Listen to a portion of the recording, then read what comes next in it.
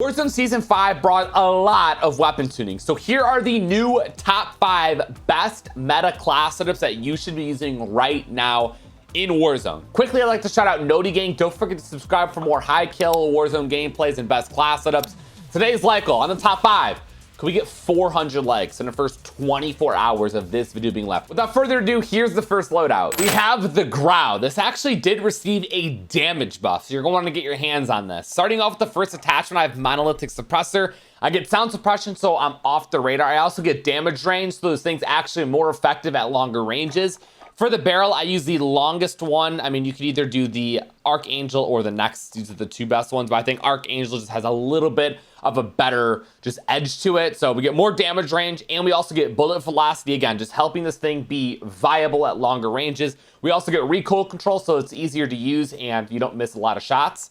For my optic, you could either do the iron sight and then do attack laser, or you could use an optic like I do, and I like to use the hollow sight. And the reason I use this is because I have the blue dot, and man, it is just so much easier to use when you have this blue dot used and the hollow sight. If you don't, you're more than welcome to use the VLK 3.0. That's also another really, really good option. Again, it's just kind of personal preference.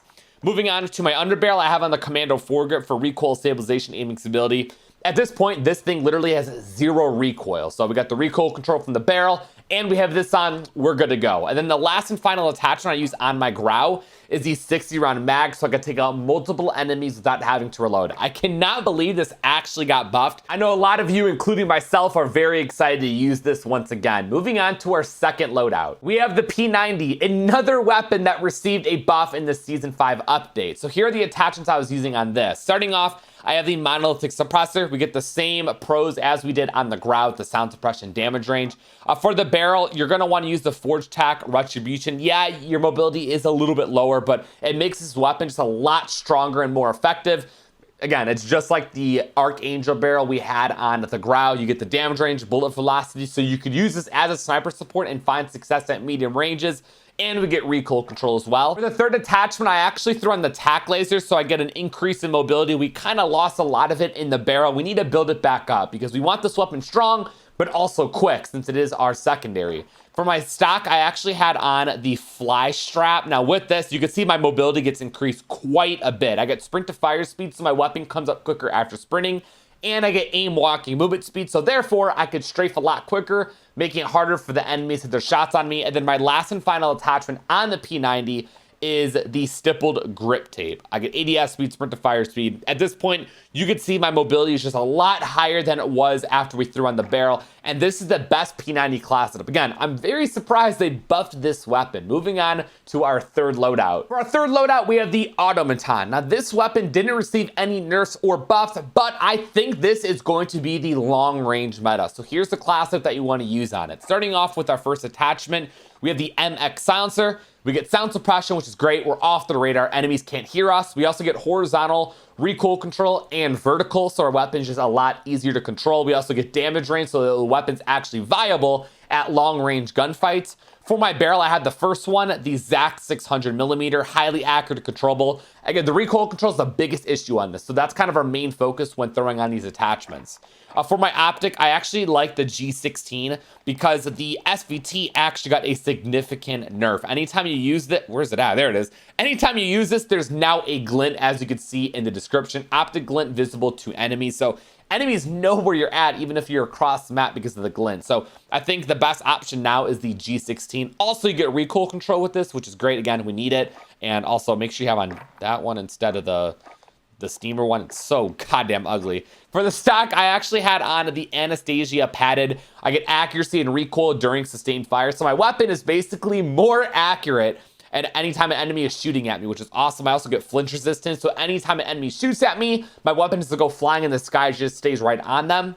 For my underbarrel, this is where I changed it up quite a bit. I actually had on the bipod. You get recoil control when mounted, crouched, or prone, and the recoil control you get is insane. I mean, it literally makes this thing a laser beam. So keep in mind, if you're gonna rock the bipod, in order for it to work, you need to be mounted, crouched, or prone. If you don't really find yourself doing it that often, the N1941 hand stop is also a great option. So it's kind of just whatever you personally prefer. For my magazine, I had the biggest one, the 75 round, because I mean, who doesn't like a large magazine? For my ammunition type, I have on lengthen for the bullet velocity, just making this weapon effective at longer ranges. For my rear grip, I actually went back and went with polymer because hatched got changed. So you don't get the vertical and horizontal recoil control. You just get recoil control, which I don't believe is as good as it was before. So I just went back and threw on the polymer. I think stipple is another great option. Again, either or work very, very well.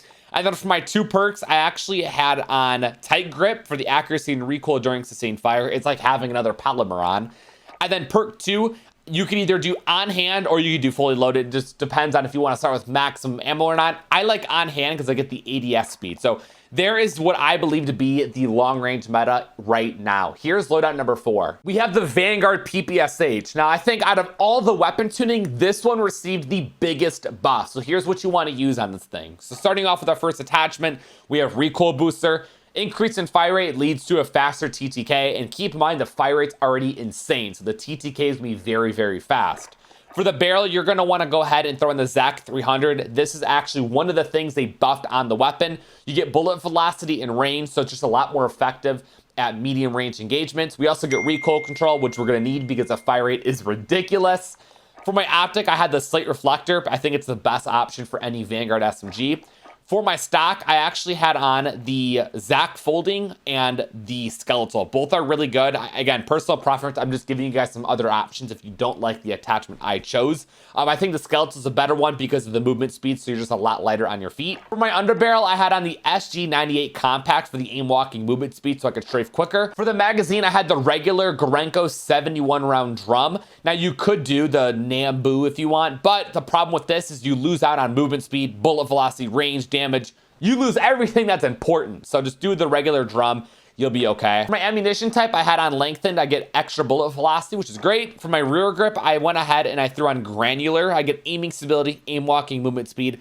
I love using this rear grip. It's beyond underrated. And then my 2 perks I had on, I think tight grip is really, really good if you can't control the recoil. And I'm one of those people. I think tight grip is needed. And then perk 2, I have on quick. I get an increase in sprint speed. And there is the best PPSH class. Again, this is the Vanguard PPSH. There's also a colder one, so don't get them mixed up.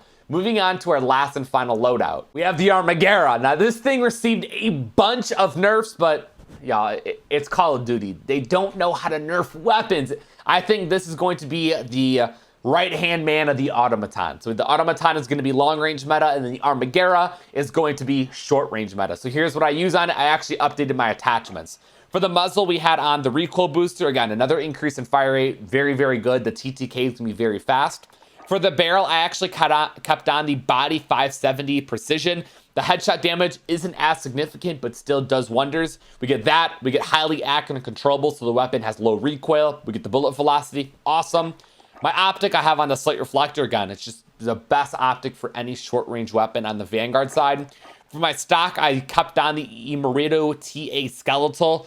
Even though it was nerfed, again, you don't even notice it. It's unbelievable. You get aim walking movement speed, so you strafe incredibly quick, making it hard for the enemies to land shots on you. Initial firing recoil, ADS speed.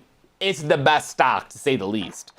For my underbarrel, I had on the SG98 compact, just like we did on the Vanguard PPSH. Again, you're strafing fast. Enemies are not going to be able to knock you out. For my magazine, I had on the regular 60 round mag. This is just perfect for taking out 2 to 3 enemies if you're accurate. And the reload's really, really slow. So you're going to need the bigger magazine. For my ammunition type, I actually went ahead and did lengthened instead of hollow point. I think it just made it a little bit weaker at medium ranges. So to preserve that damage range, lengthened is going to be the best option. Now the recoil is messy on this weapon. So for the rear grip, you're going to want to go ahead and throw on polymer. So it's a lot easier to use anytime you're in a gunfight. And then my 2 perks, I had on my Armaguerra, sleight of hand, because like I said, the reload is really slow. And then perk 2 I had on was quick, so I'm really light on my feet. Here is the meta Armaguerra build that you want to be using. Again, I think this is going to be the best SMG moving forward. There are the top 5 best weapons in Season 5 of Warzone.